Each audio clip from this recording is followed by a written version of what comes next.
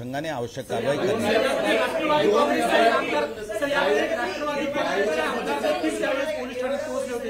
राष्ट्रवादी काँग्रेसचे आमदार देखील यावेळी पोलीस ठाण्यात पोहोचले होते. त्यांचा काय याच्यामध्ये रोल आहे का? त्यांनी दबाव टाकला का? काय झालं? पहिल्या स्टेटमेंटमध्ये ड्रायव्हर म्हणाला होता की गाडी मी चालवत होतो आणि त्याच्यावरती काही तुम्ही कारवाई करणार आहात आणि त्याचे मित्रही असंच म्हटलेत का की तूच गाडी चालवत नव्हता. स्टेटमेंटमध्ये कॉन्फ्लिक्ट जी आहे आपल्याला आम्ही आपल्याला देखा आम्ही आपल्याला अरे भाई पूछा है उसका जवाब देना जस्ट लिसन आम्ही सांगितले की यामध्ये आता सगळी गोष्टी आता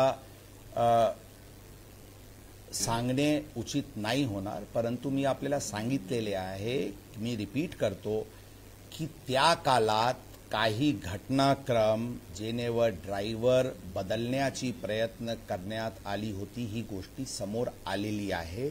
म्हणून 201 IPC डिस्ट्रक्शन ऑफ एव्हिडन्स अंतर्गत पण कारवाई करण्यात येतील. म्हणजे सर्व दिशेंनी सर्व दृष्टीने एक क्रोनॉलॉजिकल सिक्वेन्स ऑफ इव्हेंट. म्हणून आम्ही सांगितले की जे अटेम्प्ट होत होता ही बाबी समोर आलेली आहे. जे आपण आणखी विचारले ते हो बरोबर आहे.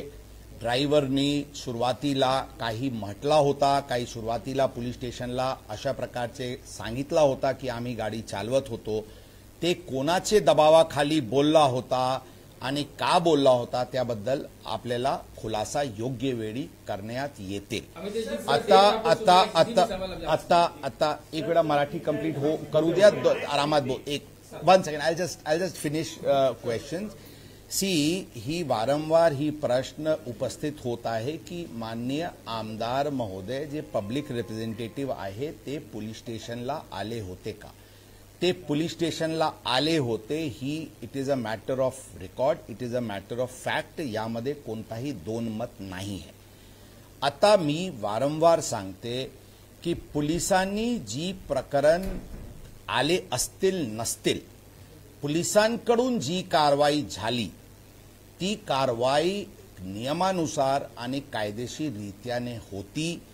म्हणून त्यांचे वरून काय दिशा तपासाचे बदलला ही सांगणे संयुक्तिक नाही होणार.